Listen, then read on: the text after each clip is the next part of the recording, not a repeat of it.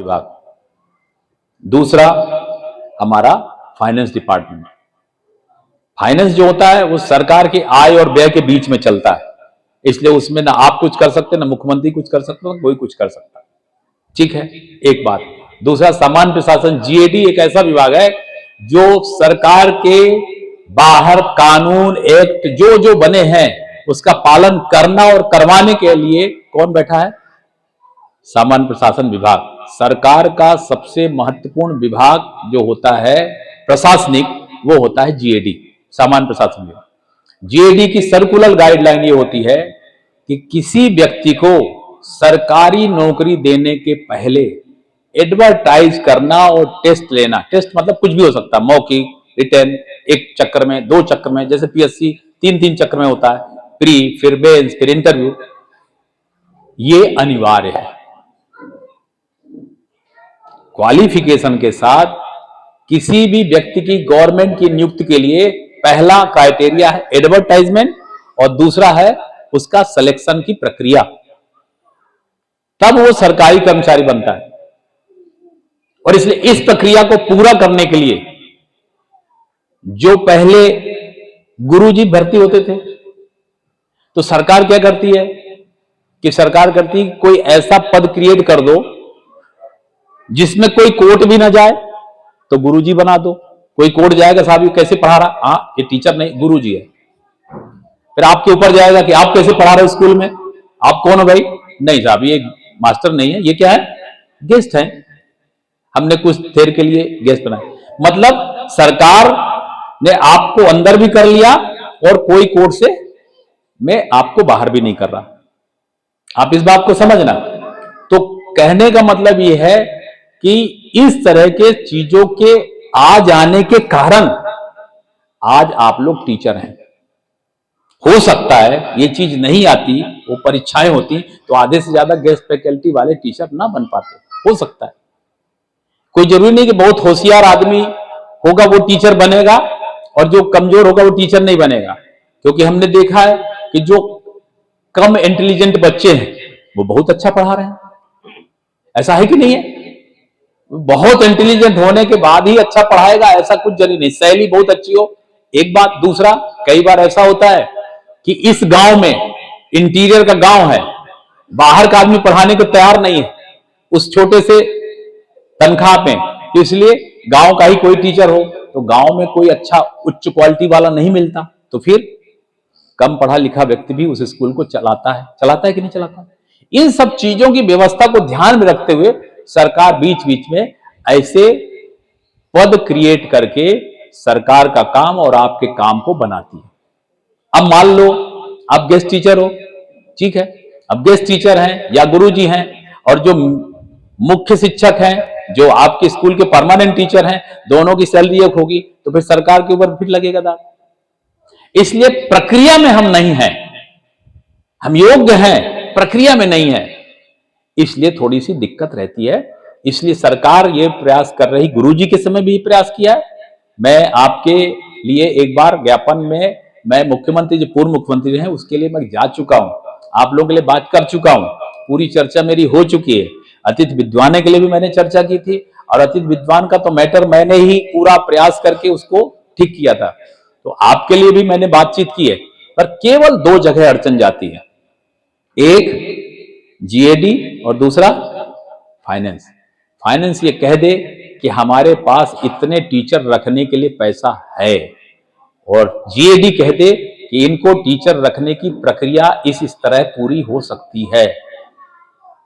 वो प्रक्रिया कैसे पूरी हो सकती है? मान लो सरकार ने तय किया कि हमें अतिथि शिक्षकों को नौकरी देना है, तो कैसे देंगे? एक एग्जाम लेंगे, एग्जाम लेने के बाद प्रयास करेंगे कि अतिथि शिक्षक इतने साल इतने नंबर, इतने साल इतने नंबर, इतने साल इतने नंबर, ज्यादा नंबर दे दिया। अब कोई बहुत होशियार होगा तो कहां से पाएगा उतना नंबर? इसलिए सरकार को अंदर करने का एकमात्र उपाय होता है जीएडी की गाइडलाइन के अंदर आपको लाना और फिर अंदर ला करके आपको शिक्षक बनाना, यह प्रक्रिया है। अब ये प्रक्रिया करना ही पड़ेगा। सपोज करो आप में से कोई एक आदमी मुख्यमंत्री बन जाए, तो भी उसको यही करना पड़ेगा जो अभी सरकार करेगी, कोई भी पार्टी की सरकार हो। कई बार लोग बोलते हैं इसने नहीं किया, बदल दो, तख्त बदल दो, ताज बदल दो भाई, प्रक्रिया जीएडी तो रहेगा। आप समझ गए ना? तो पढ़े लिखे लोगों को मूर्ख ना बनना चाहिए, ना कोई बना सकता। मैं थोड़ा शिक्षक हूं तो आपके बारे में बता देना उचित समझता हूं।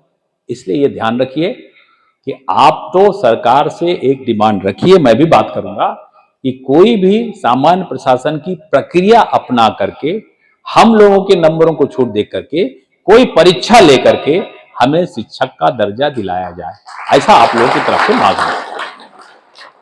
अब अगर उसमें अच्छे नंबर मिल रहे हैं तो दूसरा 100 में 90 पाएगा, आप 100 में 50 पाओगे, आपका सिलेक्शन इसलिए जाएगा कि 40 नंबर आपको उसके मिल गए, तो थोड़ा कमजोर हो तो भी चलेगा, अनुभव का लाभ मिल जाएगा। इसलिए सरकार के पास सारे उपाय हैं आपको अंदर घुसेड़ने के, मगर प्रक्रिया तो ये करनी पड़ेगी।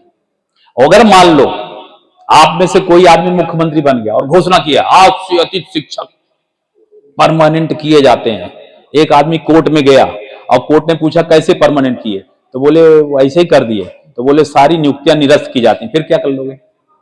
तो बहुत ऐसा मत सोचो कि सरकार में कोई मुख्यमंत्री बना है तो कर ही देगा। उसके लिए एक रूल्स को एक्ट के तहत उस डिपार्टमेंट के तहत उसको लाना पड़ता है, और उस लाने जैसे गुरु जी को सरकार ने अंदर किया था। अभी जो कॉलेज में प्रोफेसर हैं उनको भी इसी तरह किया गया था। तो मेरा कहने का मतलब यह है कि हताश और निराश बिल्कुल मत होइए, प्रक्रिया को अपना करके, इसमें तो सब चीजों का रिलैक्सेशन मिलता है, एज का तक रिलैक्सेशन मिलता है, उम्र का भी छूट मिलता है इसमें। इसलिए इस प्रक्रिया में आपको बातचीत करना चाहिए और उस बातचीत का प्रतिफल पूरा मिलेगा, ये मुझे पूरा भरोसा है। आप तो जैसे आज यहां मऊगंज जिले का कार्यक्रम किए, फिर आप रीवा जिले का करो, फिर आप अन्य जिलों का करो, सभी जिलों के माध्यम से ज्ञापन पहुंच जाए, सभी जनप्रतिनिधियों के माध्यम से ज्ञापन पहुंच जाए, ज्ञापन में आप इस बात का उल्लेख करिए।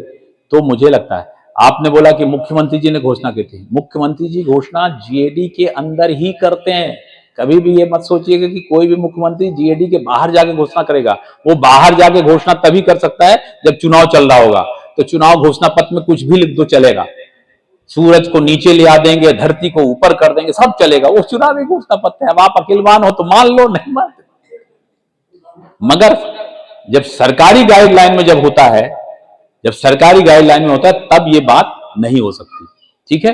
और इसलिए आप लोगों को भी सारे रूल्स और सारी चीजों की जानकारी प्राप्त कर लीजिए। नहीं होगा तो मैं भी बता दूं, कुछ मैं प्रयास कर लूंगा, आप 4-6 लोग आकर के, कि जीएडी की कौन कौन सी गाइडलाइन के तहत अब तक कुछ नियुक्तियां हुई हैं, कैसे हुई हैं, उनको सबको हम साथ में रख करके और उसको रखते हैं। बस इतना जरूर ध्यान लिए कि कोई भी सरकारी नौकरी आज की तारीख में बिना किसी भी जीएडी की प्रशासनिक जो प्रक्रिया है उस प्रक्रिया के किए बिना अगर वो नौकरी मिलती है तो कोर्ट उसको नौकरी करने नहीं देगा, सरकार से वो रिजेक्ट हो जाएगा।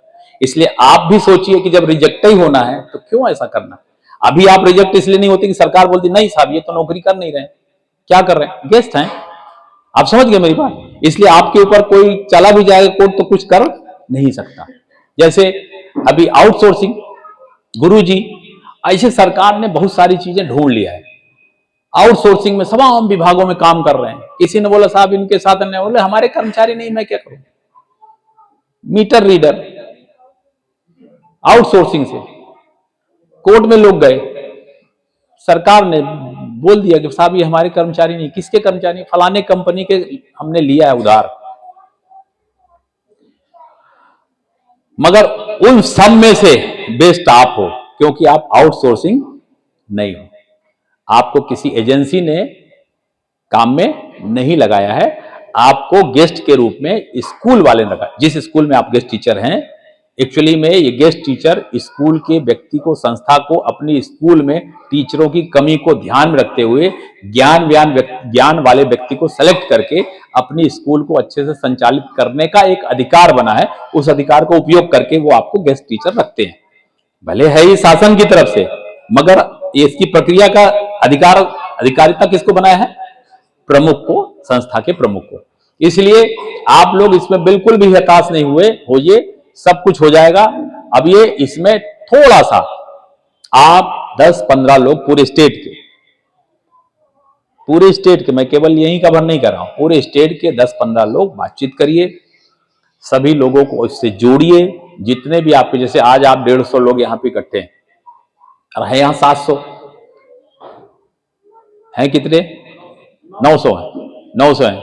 अब 900 में 150 को चिंता है, बाकी 750 कह रहे हैं कि हमें क्या करना है, जौन होई तो हमरो होई, हम न जाप है, बात है कि नहीं, बैठे बैठे। तो इस तरह का प्रयास करिए कि आपके 900 लोगों का इन्वॉल्वमेंट हो। इन्वॉल्वमेंट कोई जरूरी नहीं कि मीटिंग में आने से ही होता, कई बार पारिवारिक परिस्थितियों के कारण नहीं आ सकते, मगर कागज में सिग्नेचर, कागज में प्रक्रिया, कागज में डिमांड, आपके संगठन में उनकी सूची बराबर होनी चाहिए, ताकि ये लगे कि कोई भी अति शिक्षक इससे बचा नहीं, इससे छूटा नहीं, सब एक सूत्री मार्ग में ये चलते हैं। एक इसको भी बना लीजिए और अन्य जिलों में बातचीत करके आप 15-20 लोग मिल करके सरकार से एक बार में, 2 बार में, 4 बार में बातचीत करिए। अब आप लोग बातचीत क्या करेंगे, मैं तो कुछ नहीं जानता, मेरे को बनाओ, ऐसा नहीं, ऐसा नहीं। आप 1-2 जनप्रतिनिधि से, 1-2 आईएएस से, अगर आपके संपर्क सूत्र में हो, रिटायर अधिकारियों से बातचीत करिए और बातचीत करके उनको बोलिए कि इसका समाधान कैसे निकल सकता है। तो क्या बताएंगे कि शासन के खजाने में इतना फंड है, अभी इतना जा रहा है, इतना डेवलपमेंट में, इतना सैलरी में, इतना इंसेंटिव में, इतना अन्य चीजों में, इतना ब्याज में, सरकार कर्ज भी लेती उसका ब्याज भी देते, कुल मिला के सरकार के खजाने में अभी इतना पैसा नहीं है कि इनको सबको परमानेंट करके तनख्वाह दी जाए। तो फिर वही बताएंगे इसका रास्ता क्या है, क्योंकि जब तक सरकार के पास रास्ता नहीं निकलेगा और आप सब मिलकर निकलवाएंगे नहीं, तब तक इस प्रक्रिया में सरकार आगे नहीं बढ़ सकती। चाहे हम हो, चाहे आप में से ही किसी को सरकार में बैठा दिया जाए, संभव नहीं हो पाएगा। इसलिए आप इस दिशा में भी थोड़ा सा आपस में बातचीत करके कोई रास्ता कौन सा निकल सकता है, फिर एक रास्ता सुझाइए कि ये रास्ता बेस्ट हो सकता है, इसमें दिक्कत नहीं होनी चाहिए। फिर वो बोलेंगे हाँ ठीक है, ये भी ठीक नहीं, क्रॉस। फिर दूसरा रास्ता बताइए, फिर तीसरा रास्ता बताइए। ऐसा हो ही नहीं सकता कि बातचीत में मामला नहीं बनेगा। तो पूरा भरोसा है कि आप के साथ अन्याय नहीं होगा, ये मैं जानता हूं और मुझे पूरा भरोसा है। अन्य के बारे में नहीं जानते कौन नेता कैसा होगा, क्योंकि वो किस पहल से आए हैं, किस पहलू से आए हैं, पूर्व क्या है उससे नहीं मालूम, पर मैं वहां से गुजरा हूं, इसलिए मुझे अच्छे से मालूम है। आप सब लोग इसमें लगे रहिए और इस प्रक्रिया के तहत आप काम करेंगे, मुझे पूरा भरोसा है इसमें सफलता मिलेगी और कहीं कोई दिक्कत नहीं है। आप सब लोगों को मैंने इसीलिए उदाहरण बताया था कि कई बार कुछ लोग सोचते हैं कि साहब हम पीएससी की परीक्षा दी, हमारा सिलेक्शन हो ही नहीं, अब तो मास्टर के अलावा कुछ बचा नहीं, हमने व्यापम दिया, हमारा सिलेक्शन हुआ नहीं, अब हम क्या करें, कैसे कुछ हुआ नहीं। ये इसको दिमाग में उतार दीजिए। कम पढ़ा लिखा व्यक्ति भी, कम नंबर प्राप्त करने वाला व्यक्ति भी कई बार पढ़ाई करवाने की दिशा में, अच्छा एक चीज बताओ, एमए है, बहुत होशियार है, बीएड है, पहाड़ा याद करवाना है, तो उसके लिए एमए की डिग्री कहां काम आ रही है? पहाड़ा याद करने के लिए क्या है ये? और तो 5वीं पास वाला भी अच्छा होशियार तो भी पहाड़ा याद करवा देगा। और फिर मास्टर बोलते भी हैं पहाड़ा याद करो, तो बच्चे बोलते हैं कैसे, तो कहीं नहीं ये बोलेगा, तुम दोहराना, हम बैठे हैं, याद ना हो जाए तो बताना। पता चला कि 15 दिन बाद ये पहाड़ा बोलता था, वो पहाड़ा सुनता था, ये बोलता था, वो रिपीट करता था, 15 दिन बाद याद हो गया, मास्टर साहब भी खुश हो गए। तो ये कोई इसके लिए बहुत बड़ी डिग्री की जरूरत नहीं है। जो हम छोटे प्राथमिक शिक्षक हैं उनकी बात कर रहा हूं, काका गागा पढ़ाना है, गिनती पढ़ाना है, एबीसीडी पढ़ाना है, गुणा भाग पढ़ाना है, ये सामान्य रूप से बच्चे जैसे ही डेवलप होते हैं तो सीखने के उनके अंदर ललक होती है, वो सीख जाते। बस अब तो आप थोड़ा सा इतनी तो मेहनत कर लो भाई, तुम बोलो, तुम रिवीजन करो, हम बैठे हैं। अब इतना भी नहीं करोगे तो फिर थोड़ा सा ठीक नहीं, पर आप लोग अच्छा कर रहे हैं। जैसे अभी उन्होंने बताया कि रिजल्ट जो है पहले आते थे वो अच्छा। एक चीज और बता दें कि शिक्षा व्यवस्था इस प्रदेश की चौपट हो रही थी, मैं उसका उदाहरण हूं, मैंने अपनी आंखों से देखा है। मेरे इस जिले के अंदर आज से 20 साल पहले ऐसे विद्यालय थे जिनके पास बैठने का एक कमरा नहीं होता था, सिर्फ अपने घर में एक झोला भरे रहते थे, उसी झोले में विद्यालय चलता था, 12वीं तक का विद्यालय। और बच्चों की संख्या मालूम कितनी होती थी? एक एक विद्यालय, रिकॉर्ड में विद्यालय, बिल्डिंग में नहीं, रिकॉर्ड में एक एक विद्यालय में 3-3 हजार बच्चों का एडमिशन होता था। और फिर क्या होता था? परीक्षा होती थी, पेपर आता था, कॉपी दे दी जाती थी, जाओ अपने घर से लिख के ले आओ, नकल के विद्यालय जिनको हम बोल रहे हैं। और ऐसी स्थिति आ गई थी कि लोगों ने पढ़ाई करना बंद कर दिया था। पढ़ने वाले बच्चे, इंटेलिजेंट बात लोग को लगता था पढ़ेंगे नहीं तो कंपटीशन में फेल हो जाएंगे, इसलिए जिसको कंपटीशन करना होता था उसको पढ़ना पड़ता था। अगर पढ़ेंगे तो नंबर हमारे 70% आएंगे, नकल वाले के 90 आएंगे। उस समय कुछ लोग टीचर ऐसे बन गए थे, पर वो अब रिटायर होने की कगार में होंगे, या हो सकता है कि मैं आपको बता रहा हूं। मगर मैं इस मामले में मध्य प्रदेश के मुख्यमंत्री शिवराज जी का धन्यवाद करता हूं। उन्होंने हृदय में पत्थर रख करके, वोटों की चिंता ना करते हुए, प्रदेश में कितना विरोध होगा उसकी चिंता ना करते हुए, नकल के विद्यालयों को बंद कराने के लिए सेंट्रल स्टेट की सारी फोर्स को इकट्ठा करके बोला था जितनी पुलिस चाहिए उतनी पुलिस ले जाओ, मगर नकल के विद्यालय बंद होंगे। और इस तरह की स्थिति हो गई थी कि पटहत के स्कूल का गुड़ में, यहां का सेंटर त्योथर में, यहां मऊगंज का सेंटर, यहां ऐसे करके जो नकल वाले विद्यालय थे उनके विद्यालयों को ऐसे कम से कम 3-4 साल करने के बाद स्थिति ये हो गई कि नकल के विद्यालय टूट गए, लोगों के रजिस्ट्रेशन खत्म हो गए, उनके यहां कोई एडमिशन लेना बंद कर दिया। अब आज की तारीख में नकल के विद्यालय बंद हो चुके हैं। ये बहुत बड़ी बात है। शिक्षा जगत में अगर ज्ञान के लिए अगर ये चीज सबसे महत्वपूर्ण थी वो हुई है, तो आज हम लोग सब लोग अपनी पढ़ाई को ध्यान में रखते हुए अपने को भी आगे बढ़े। और जो इसमें गेस्ट टीचर हैं आप सब लोग, उनमें मैं कहता हूं जितने युवा लोग हैं, आपके पास अपॉर्चुनिटी है उसको खत्म मत करिए। ये मत सोचिए कि हम गेस्ट टीचर बन गए अब हम कुछ नहीं बन सकते। मेरे पास बहुत सारे ऐसे उदाहरण हैं कि कॉलेज में पढ़ाते थे और फिर अधिकारी बन गए। आपके यहाँ पे एडिशनल एसपी चौरसिया जी हैं, जानते हैं आप लोग? एडिशनल एसपी चौरसिया है, वो कॉलेज में पढ़ाते थे। वो कॉलेज में पढ़ाने के बाद 1 साल 2 साल नहीं, 12 साल कॉलेज में पढ़ाने के बाद पीएससी देते थे, नहीं होता था, देते थे, कॉलेज में पढ़ाने वाले से छोटी नौकरी मिलती थी, छोड़ देते थे, और अंत में जब डीएसपी हुए तो छोड़ दिया, ज्वाइन कर लिया, आज एडिशनल एसपी है। मेरा कहने का मतलब है कि मेरे पास ऐसे बहुत उदाहरण है। शिक्षक थे, बाबू थे, बैंक कर्मचारी थे, ये कर्मचारी थे, कोई बड़ा अधिकारी, कोई बड़ा। इसलिए अपने प्लीज आप लोगों से हाथ जोड़ करके प्रार्थना है कि पढ़ाने का अनुभव मिल रहा है, अच्छी बात है, मगर अपॉर्चुनिटी को ऐसे लोग जो होशियार हैं और जिनकी उम्र अभी है, वो लोग अपने इस दिशा में भी प्रयास करते रहें। हो सकता है घर की स्थिति कमजोर होने के कारण, मजबूरी के कारण आपने इसको सेलेक्ट किया हो, मगर उस मजबूरी के कारण आप अपने भविष्य को का जो अपॉर्चुनिटी है उसको मत छोड़िए। यही मेरे आपसे निवेदन है। और आप लोगों का जब जहां पे आप लोग मुझे बुलाएंगे, मुझे बताएंगे, मैं आपके लिए बोलूंगा, आपके लिए चलूंगा, आपके लिए लिखूंगा और आपके लिए सब जगह उपस्थित भी रहूंगा। यही मैं आपसे कहना चाहता हूं। और हमसे ज्यादा तो कोई आपके करीब हो नहीं सकता, गुणों से भी हम और आप मिलान करते हैं। तो इसलिए आप सब लोगों को बहुत बहुत धन्यवाद करते हैं। आप सब लोग इस तरह इकट्ठा होकर के पूरे प्रदेश में एक अच्छे माहौल में आप सरकार से कई बार में बातचीत करके आपके पक्ष में क्या अच्छा हो सकता है उस सबको करने के लिए जुटेंगे। यही मैं ईश्वर से भी प्रार्थना करता हूं, ईश्वर शक्ति दे, आप कृष्ण भगवान आपके रथ में बैठे और विजय श्री आपको मिल जाए। रही आएगी किसी की बड़ी सेना की, क्या करना है, बस कृष्ण भगवान आपके रथ में बैठेंगे, सब खटाखट काम होगा। यही आपसे करते हैं। बहुत बहुत धन्यवाद। भारत माता की